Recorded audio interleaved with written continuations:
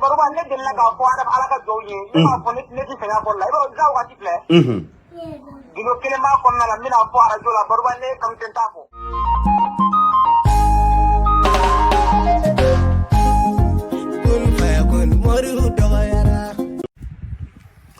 Aywa assalamu alaikum bayira kanubaw la ani filɛbaw lamɛnbaw komi ɲ'a fɔ cogo min na ngo akacha ala fɛ ne dɔgɔnɔ fama ne aklala ka seli na ka wurdiw la anake anna kla ka ɲɔgɔn sɔrɔ kɛnɛ kɔnɔ alhamdulillah rabbil alamin dɔgɔnɔ fama klala ka ciw la donc o kɔnɔna na an b'a ɲini k'a lasɔrɔ sisan kɛnɛ kan ɲ'a fɔ cogo min na ka kun bɛ seli ni fɛnw na donc olu tɛ ban a la. Wa alaikum salam.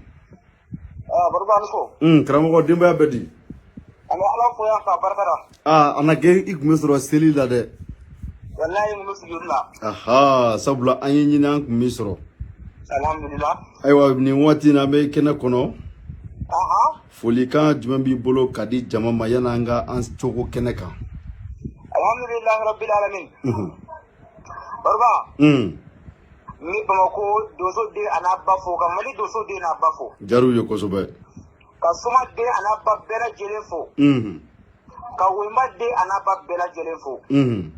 jinɛtigi misɛnman ana kumaba dɔgɔnɔ fama ka foli b'a bɛɛ lajɛlen ye bɛɛ lajɛlen foli minɛ ko dɔnna ani ko kɔrɔ dɔnnaw ne ka foli b'a bɛɛ lajɛlen ye bɛɛ lajɛlen foli minɛ mɔgɔ kɔnɔgabaatɔw ya rabbi ma Allahu ala ka kɔnɔgan wuli mina ya rabbi ya rabbi ma la mɔgɔ minnu tɔnna ɲɛnamaya kɔnɔ diɲɛ so ala ka aw ni sababa bɛn min muso minnu tɛ furu la ala ka furu nɔgɔya u ma min denko hami min na ka furu kɔnɔna la ala ka denko hami ala ka wuli min ya rabbi ma la kunnafɛn sugu kɛlɛ ka mɔgɔ tɔɔrɔ ya rabbi ma ala ka aw ni sababa bɛn amin ala k'o kɛ ala kira jɔyɔrɔ kosɔn sallallahu alaihi wasallam inshallah baruba ne ka don de dukan ye nin ye ne ka folikan ye nin ye Bamakɔ fɛ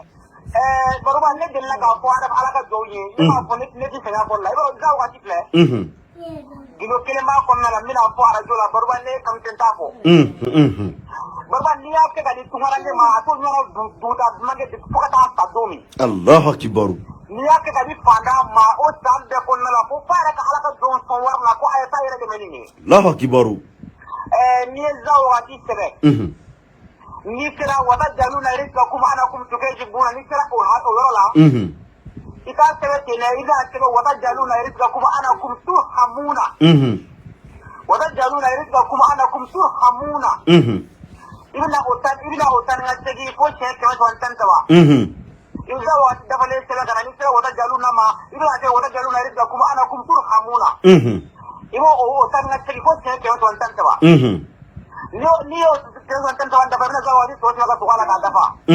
a kɛra kami jɛma tobi ni ɲɔgɔn ye i k'a dun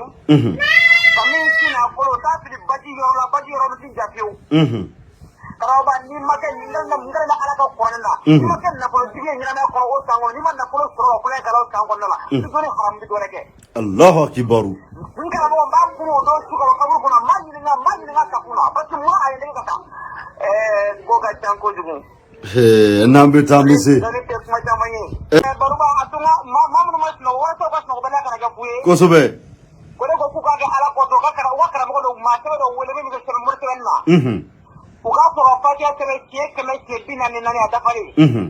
u ka taa baji kɔnɔ babɛlɛden 144 u ka n'o bila nasini na u ka mara u ka to dɔgɔkun kelen ka to k'a k'u koliji la k'u ko a la tile 41